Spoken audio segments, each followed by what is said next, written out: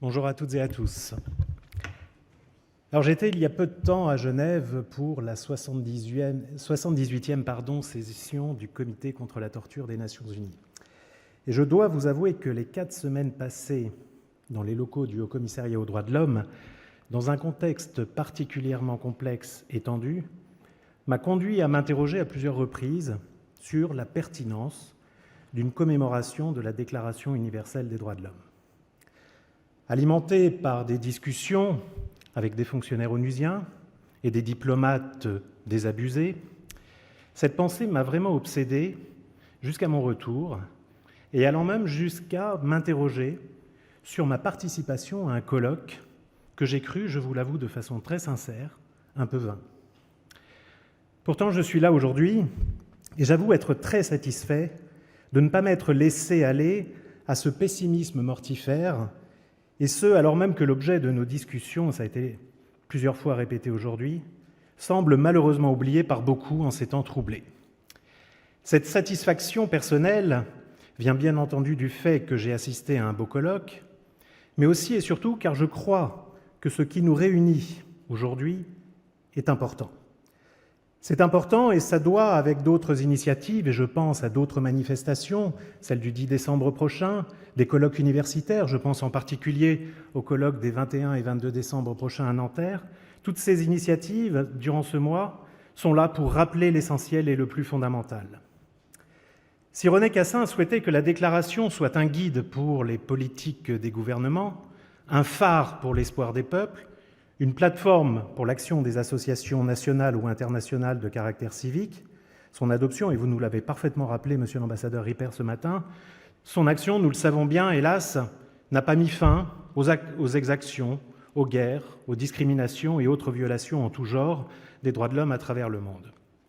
Alors, 75 ans après sa proclamation, ici à Paris, nous sommes encore une fois, comme à chaque anniversaire de cette déclaration, à l'heure de son bilan, dans un contexte, et j'y reviendrai bien entendu, qui nous oblige à un certain réalisme, mais aussi à une nouvelle réflexion.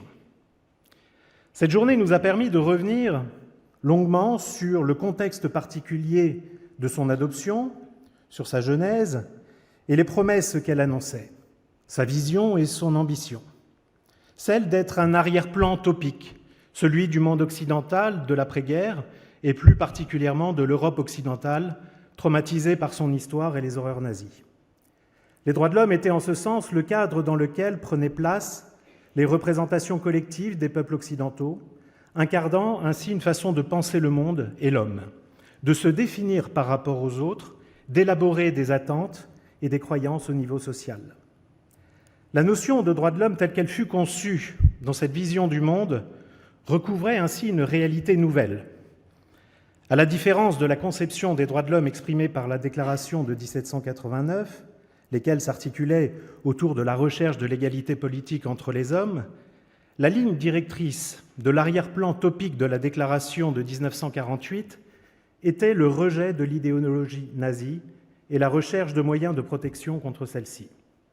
À cet égard, on qualifierait les droits de l'homme tels qu'ils furent conçus en 1948, pour reprendre une formule qui a souvent été utilisée, de miroir inversé du nazisme. En effet, dans leurs travaux, les rédacteurs ont systématiquement cherché à élaborer des principes en réaction aux horreurs de la Deuxième Guerre mondiale. L'interdiction de la torture, le principe de non-discrimination, le droit à la dignité sont autant de droits qui sont issus de l'ambition des rédacteurs, laquelle était de protéger les peuples contre un retour potentiel du nazisme. Et René Cassin le disait au moment même du début des travaux, à l'issue d'un conflit mondial où les hommes libres ont ressenti essentiellement la captivité et le silence forcé de la France, celle-ci doit redevenir l'interprète de leurs aspirations. Ils attendent d'elle une déclaration réaffirmant d'abord les droits imprescriptibles de l'homme et du citoyen bafoué par la contre-révolution fasciste. Mais c'est aussi une volonté de renouvellement. Progressivement, tout s'est en effet passé comme si les rédacteurs de la Convention étaient guidés par une conviction profonde selon laquelle l'ancienne vision du monde s'effondrait peu à peu. Ce fut d'ailleurs rappelé par la délégation de l'Équateur en 1948. Je reprends ici les formules du délégué. Les Nations unies doivent s'efforcer de créer un nouvel internationalisme démocratique ayant pour fin l'établissement d'une paix durable au lieu de la guerre et de la discorde. Les systèmes démocratiques doivent mettre sur pied un ordre social juste pour permettre l'avènement d'un siècle de progrès.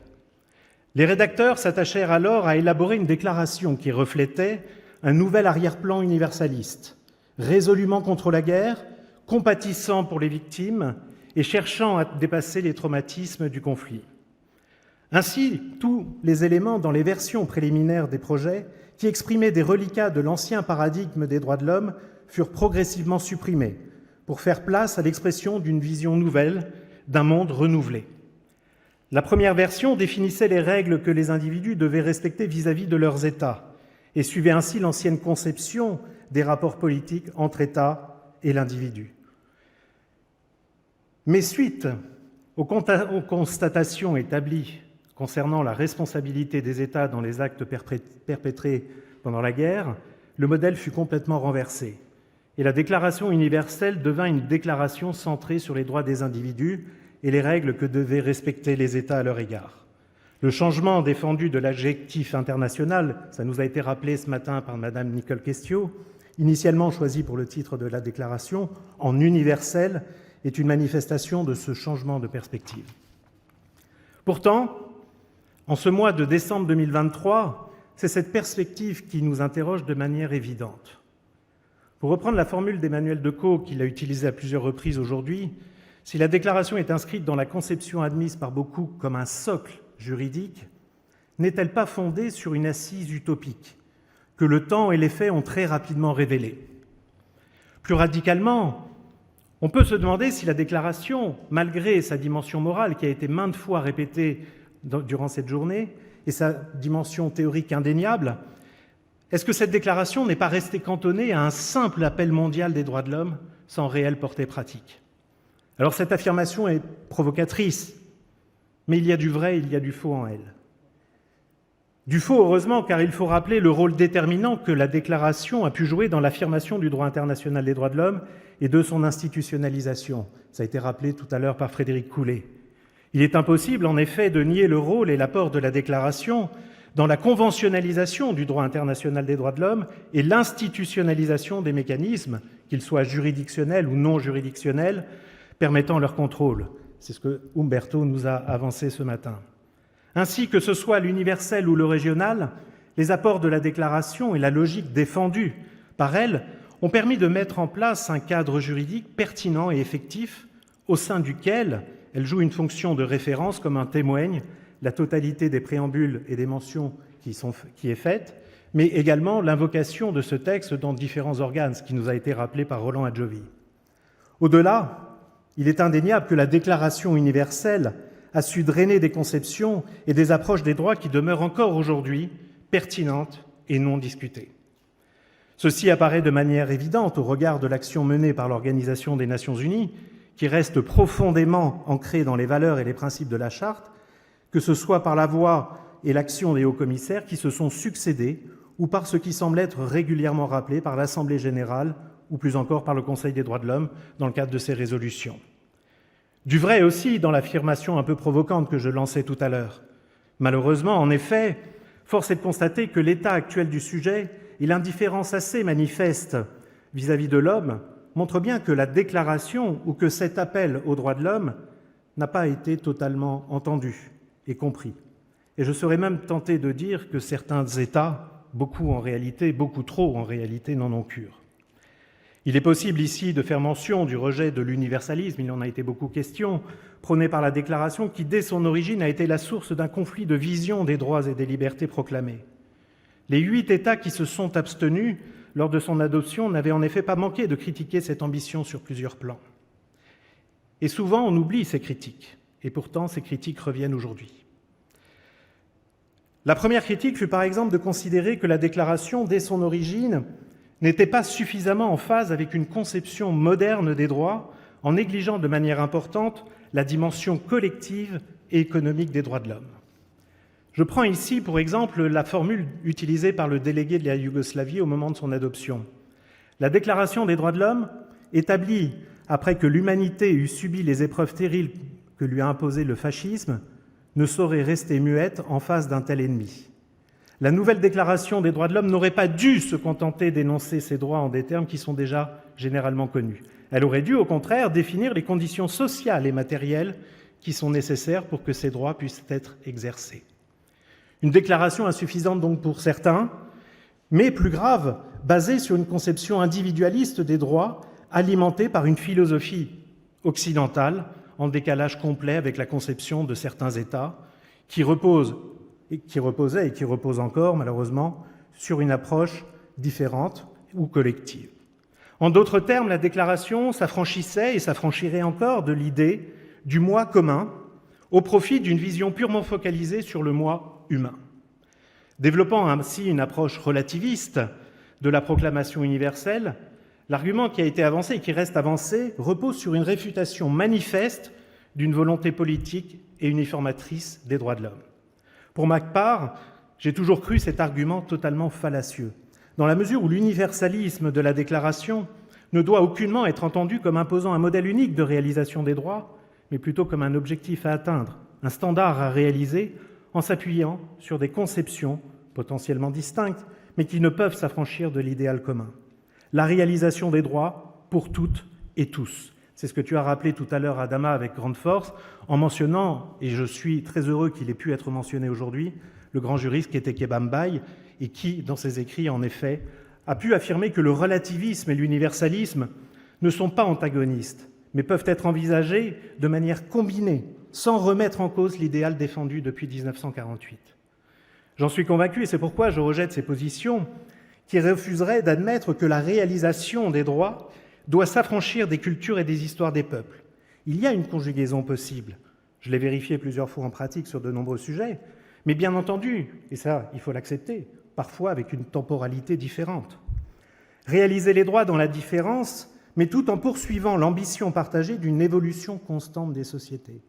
C'est ce qui doit être compris, selon moi, pour aller de l'avant. Mais là encore, cette idée d'évolution est contestée, comme en témoigne, et ça a été encore rappelé tout à l'heure, les initiatives récurrentes des États qui, à travers la mention, et je cite, des droits universellement reconnus, c'est-à-dire des droits qui sont inscrits dans la Charte pour mieux rejeter ceux qui ne le seraient pas, tentent d'échapper ou d'exclure à ces évolutions sociétales et permettent ainsi de nombreuses violations. Je parle bien entendu des arguments régulièrement avancés et de plus en plus défendus, notamment par l'organisation de la conférence islamique sur les droits des LGBT, qui ne sont en réalité que la résultante d'une interprétation évolutive des droits et des libertés et ne découlent aucunement d'une redéfinition de ces derniers.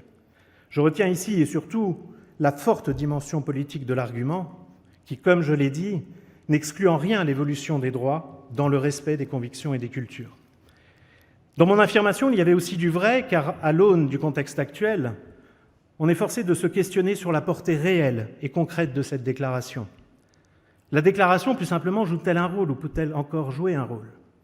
Fruit d'un rejet de la barbarie et des atrocités commises contre l'être humain, la déclaration semble en effet, et nous avons pu le constater, être une belle endormie. L'insouciance de la paix chez beaucoup semble en effet avoir atténué la force de ce texte et sa portée sans que beaucoup s'en soient émus. Alors bien entendu, il reste les universitaires, certains diplomates, pour y penser et la faire vivre, comme nous tous aujourd'hui. Il reste quelques déclarations politiques pour montrer que les valeurs qu'elles portent restent une boussole pour de nombreuses démocraties, mais admettons cette réalité sans se voiler la face. C'est une belle endormie. Les conflits actuels et la situation des droits de l'homme dans une très large majorité d'États ne nous autorisent pas à rester simplement admiratifs devant un texte, sans être conscients des défis que nous oppose la situation de millions de personnes victimes des plus grandes atrocités, ou tout simplement de l'arbitraire ou du déni de leurs droits, comme certaines qui, malgré un arrêt de la Cour européenne des droits de l'homme, se voient renvoyées dans leur État. Ne soyons donc plus uniquement passéistes ou contemplatifs, mais comportons-nous avec ce texte comme l'aurait fait, et ça a été rappelé tout à l'heure par Fabien de Salvioli, comme l'ont fait ses rédacteurs en réaffirmant avec force les valeurs d'une œuvre humaine tombée dans une forme de désuétude pratique et parfois morale. Voilà quelle doit être l'ambition.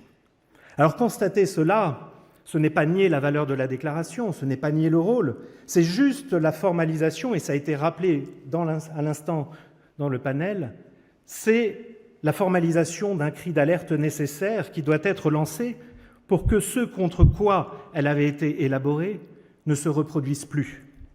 Plus largement, c'est aussi pour rappeler les impératifs qu'elle défendait et que nous devons tous porter. Alors comment parvenir à offrir du lustre à ce qui constitue la plus grande avancée internationale en matière des droits de l'individu? Alors j'avoue avec une grande humilité que je n'ai pas la formule idéale, surtout dans le contexte qui a été rappelé par Adama, que l'on connaît. Mais j'ai quelques ingrédients qui sont susceptibles de nourrir le discours qui doit être désormais tenu. Tout d'abord, je crois qu'il faut honnir toute position ou approche dogmatique. On peut avoir la conviction de la portée et des valeurs portées par la déclaration sans avoir à entrer dans un conflit dogmatique sur l'individualisme ou le collectivisme des droits. En cela, je suis convaincu que même si l'approche défendue en 1948 était en effet empreinte d'une certaine idéologie, elle est désormais dépassée et doit nous conduire à la revoir au profit d'une dimension véritablement inclusive et renouvelée des droits et des libertés proclamés.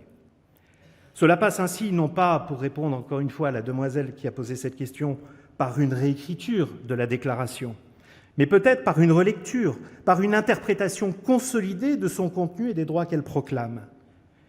Une interprétation consolidée, seule à même de s'adapter aux enjeux contemporains et aux défis posés par la société ou par les sociétés en perpétuelle évolution. Alors cette interprétation, elle est déjà possible par l'action des organes de traité qui ont pu nourrir le contenu des droits que la déclaration proclame. Ils ont développé cette approche renouvelée. Et le rôle de ces organes est ici déterminant, car parce qu'ils sont les garants du respect des traités qui traduisent conventionnellement les droits garantis et proclamés en 1948, ils sont les plus à même de nourrir cette approche consolidée de la déclaration. Le soutien accordé à ceux-ci, et Fabienne Salvely avait tout à fait raison, est ainsi déterminant, même si certains États semblent en avoir décidé autrement dans les faits. Le Conseil des droits de l'homme a également un rôle fondamental à jouer, mais il doit recentrer son action sur les défis prioritaires et limiter cette action à leur résolution. La priorité doit être établie et l'action de cet organe essentiel doit être focalisée sur celle-ci. Fin de la dispersion, donc. La déclaration était une base d'action, elle doit retrouver cette place et cette fonction centrale. Je suis convaincu que le Conseil des droits de l'homme pourra la lui redonner. Par ailleurs, je crois qu'il faut, sur le plan multilatéral, fédérer autour de l'idée essentielle qui nourrit la déclaration et ça, nous en avons parlé tout à l'heure avec Laurence Boisson de Chazourne, du vivre ensemble. Alors ça peut paraître utopique ou tiré d'un slogan politique, mais je crois fondamentalement que la déclaration est un lien entre les États, un élément essentiel de leur coopération et de leur compréhension des autres. La déclaration porte également, et c'est dans ses gènes, l'idée de cette coopération, de ce partenariat nécessaire et de cette compréhension mutuelle qui doit nourrir les relations entre les États. Lorsque je parle de compréhension mutuelle, c'est bien évidemment la compréhension des souverainetés, des peuples, des cultures, des religions, de l'histoire, et d'assurer le respect de ces derniers sans aucune condescendance et encore moins du mépris. Établir dans le cadre des relations entre les États les bases d'un dialogue respectueux de leur peuple, fondé sur une approche commune de la dignité et de la justice. Réinventer en somme cette internationalité commune qui a nourri les débats en 1948 et qui, sans y parvenir totalement, en a néanmoins établi les bases. Développer également une réelle diplomatie juridique, seule à même de rappeler de manière objective les bases du droit et son acquis. Et là, je n'invente rien, dans la mesure où lorsqu'on reprend une nouvelle fois les discussions le 10 décembre 1948, nous retombons sur une phrase qui avait été prononcée par le délégué syrien. Je cite ce cas à dessein. Il affirmait « Au nom de tous ces principes, les nations doivent faire œuvre commune. La délégation de la Syrie, comme beaucoup d'autres délégations, est convaincue que les désordres qui se produisent dans le monde ne sont pas dus aux différends qui opposent les puissants et les faibles, les petites nations aux grandes. Ils ne sont pas dus non plus aux déséquilibres qui existent entre les nations, mais au fait que les mêmes chances ne sont pas accordées à tous les êtres humains. Si on donnait à tous les hommes les mêmes possibilités de développer leurs capacités et de suivre leurs tendances naturelles, ils vivraient fraternellement. Il faut que tous les hommes aient les mêmes possibilités de façonner leur vie. » Venant de la délégation d'un pays qui a connu dans un passé récent les pires exactions au sein duquel l'impunité règne encore de manière intolérable, cette formule en dit long sur les aspirations de 1948 qui, comme je le disais, semblent s'être lentement mais très certainement consumées. Pour y remédier, et je crois ainsi fondamentalement au cadre multilatéral, associant des intérêts multiples, décloisonnés, comme le disait Fabienne Salvioli, qui s'équilibrent les uns les autres, en se structurant autour de la recherche d'un ordre normatif favorable à l'idéal des droits de l'homme et de celui de la Déclaration universelle, envisagé comme l'instrument de l'internationalité humaine. Le forum multilatéral est en effet celui qui me semble être le plus adapté afin de pouvoir trouver les moyens du partenariat, de la concertation et de la réaffirmation des convictions sans imposer l'idéologie qui, pour beaucoup, est un rempart à toute discussion. Ce multilatéralisme qui seul permettra d'universaliser les droits, de faire de la communauté internationale tout entière le seul dépositaire, enfin, de normes enfin universelles. Alors en ce 75e anniversaire de la Déclaration, je pense qu'il faut donc soutenir le renforcement, mais aussi l'assainissement, et ça a été bien mentionné tout à l'heure par Fabienne Salvioli, de ce multilatéralisme. Il faut renforcer également l'essor d'un espace public international où la parole doit être donnée aux acteurs non étatiques, les médias, Antoine Bernard l'a mentionné de façon très claire, les ONG, les intellectuels, les juristes, en bref, tous ceux qui participent de manière de plus en plus efficace au débat public mondial. Ainsi donc, la diplomatie des droits de l'homme s'exprimerait directement dans la production normative qui s'opère au niveau multilatéral ou indirectement en favorisant ce débat public mondial. Mais, et c'est là où le plus complexe survient, car pour y parvenir, pour permettre que le multilatéralisme dans toutes ses dimensions puisse assurer ce rôle essentiel et que ce débat global puisse s'ouvrir, il me semble essentiel et fondamental de nourrir cette idée au sein des peuples eux-mêmes. Or, au regard de l'orientation observée chez beaucoup, c'est ici que s'ouvre peut-être le plus vaste chantier. En effet, les bouleversements politiques et nationaux auxquels nous assistons et qui portent atteinte aux valeurs défendues jusqu'alors par les États et qui étaient convaincus par l'idée d'un modèle démocratique ne peut que nous inquiéter ici. Les populismes, les fondamentalismes et les dérives autoritaires et sécuritaires qui les accompagnent nous éloignent en effet de l'ambition d'une internationalité autour des droits et des libertés. Et je crois ainsi fondamentalement que la logique de réalisation et de réaffirmation nécessaire doit partir des acteurs nationaux, étatiques bien entendu, mais aussi, et ça a été une idée force à la fin de notre discussion de cet après-midi, individuels, et ce dans toute leur diversité. Que les institutions nationales de protection des droits de l'homme qui jouent un rôle fondamental, comme l'a bien marqué Magali Lafourcade, que les individus, toute cette société civile se mobilise pour réaffirmer avec force l'acquis de la Déclaration et le porte pour réaffirmer sa valeur et influer sur les représentants pour confirmer l'idée fondamentale qui a gouverné l'élaboration de ce texte. Alors, nous avons fait état du droit à l'éducation, Monsieur Singh, vous nous l'avez parfaitement expliqué, ça passe évidemment par l'éducation. Et comme je l'avais revu, et ça a été d'ailleurs mentionné tout à l'heure par Anna Glazewski, tout ceci est d'ailleurs dans la déclaration. Nous avions le mode d'emploi sans avoir lu jusqu'au bout. Nous avons en effet, à la fin du préambule, cette déclaration qui est formidable, mais qui a malheureusement été oubliée. L'idéal commun à atteindre par tous les peuples et toutes les nations, afin que tous les individus et tous les organes de la société, ayant cette déclaration constamment à l'esprit, s'efforcent par l'enseignement et l'éducation de développer le respect de ces droits et libertés et d'en assurer par des mesures progressives d'ordre national et international, ça a été rappelé, la reconnaissance et l'application universelle et effective. Tous les individus et tous les organes de la société. Et je crois que nous n'avons pas assez insisté sur cet élément essentiel. Et je pense que l'histoire récente nous oblige à le réaffirmer avec force et conviction. La Déclaration des droits de l'homme proclame en ce sens l'homme, mais lui assigne également la mission de sa survivance. Je reprends ton proverbe africain, l'homme est le remède pour l'homme. Alors je rappelle toujours à mes étudiants, j'en vois plusieurs dans la salle et j'en suis parfaitement heureux, que l'histoire des droits de l'homme en est dans l'échelle de l'histoire avec un grand H à sa genèse et qu'elle reste encore en construction. Je suis d'ailleurs personnellement convaincu que le chantier ne sera jamais vraiment achevé. Je pense que les débats d'aujourd'hui, plus qu'à travers la commémoration d'une œuvre majeure de l'humanité, l'ont démontré, et qu'il nous revient de poursuivre la construction et la définition de cette histoire avec ses aléas, ses combats, mais aussi et surtout ces formidables réussites auxquelles nous devons être quotidiennement attachés et auxquelles nous devons croire. C'est le seul moyen, selon moi, de construire cette internationalité humaine que la Déclaration a ébauchée. Je vous remercie. Merci.